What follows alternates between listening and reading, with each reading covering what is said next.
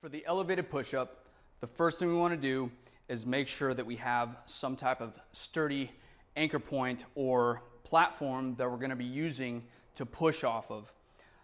You can use desks and couches and plyometric boxes and shop counters and all kinds of stuff, but more often than not, you're going to find those pieces of furniture aren't as sturdy or as reliable as simply setting up something in the gym. I like to use a squat rack and a barbell. It makes sure that I have a sturdy platform and that I can measure the progress pretty consistently. You can see all these notches in the squat rack. As I make progress in this movement, I simply move the barbell down 1, 2, 3, 4, 5 notches at a time until eventually I make it down to the floor. This is a great way to get yourself up to being able to do a full push-up on the ground. Yes, you can do knee push-ups, but I prefer to teach the push-up and learn the push-up the way that I'm going to be doing it on the ground, and that's with my legs fully extended. And it makes sure that the mechanics in the shoulder, the elbow, the wrist are all going to be the same. They change a little bit when you go down to the knees because the angle of the movement has changed pretty considerably. So it doesn't really matter what type of barbell you're using. In fact, you could just use like a beater bar that you don't typically use for lifting, or you can use some type of thick steel pipe if you would like to as well. I'm sure you could build something like this at home if you don't have this available, or you can continue to use furniture, just make sure it's pretty stout.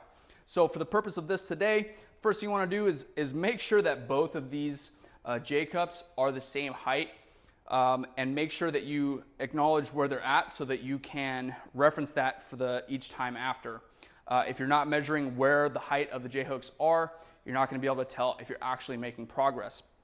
So for this movement, when getting set up, first thing I want to do is center myself on the barbell. All barbells have this smooth part. This one actually has some knurling in the center as well, but all of them have this smooth part right in the center before it meets the knurling or the rough part.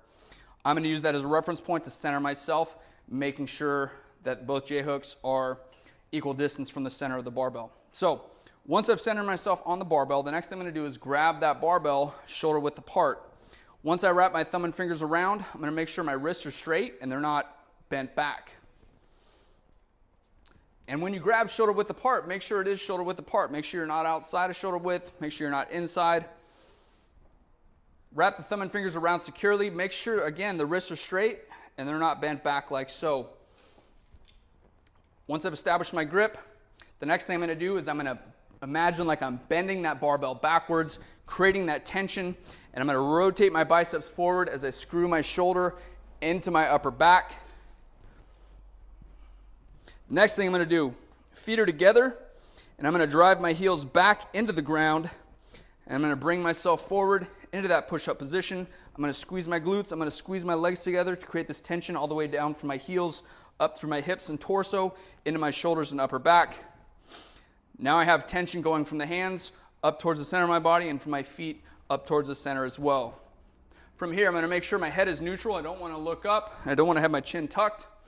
I'm going to take in a nice deep belly breath, and I'm going to lower myself down towards this barbell until at the bottom of the position, it's going to be roughly where the barbell is going to run into the base of your rib cage or right around your sternum.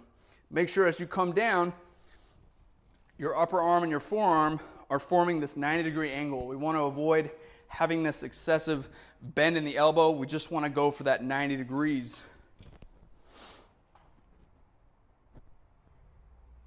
As you're lowering yourself down to the barbell, make sure those arms are in nice and tight.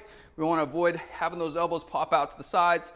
We also want to avoid having our shoulders shrug up towards our neck as we're coming down. We want to keep those shoulder blades down and back as we roll ourselves in to keep the shoulders in a good position.